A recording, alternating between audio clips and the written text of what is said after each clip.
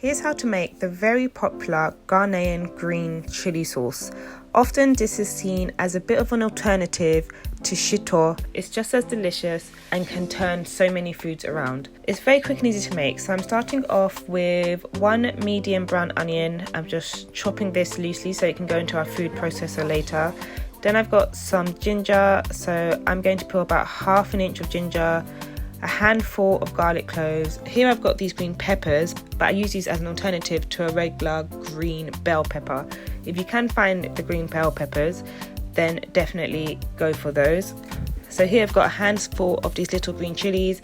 Again, you actually want to use the green Scotch bonnet peppers here, but if you don't find those, and usually you only find red ones, then you can just go for these green chili peppers. Loosely chop 2 spring onion stalks, and I've actually added in 1 Scotch bonnet pepper here just because it has some extra heat, but I didn't want to add too much because obviously then this sauce isn't going to be green.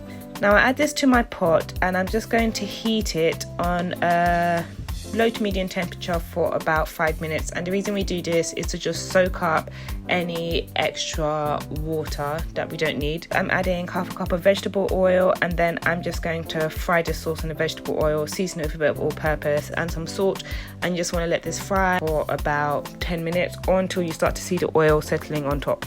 And that is it. Usually this is made in much bigger batches, and I have it in my fridge and I use it all the time. Every meal can do with a bit of this slapped on the side, or you can use it as some marinade. If you like this recipe, please remember to comment, like and subscribe, and I'll see you in the next one.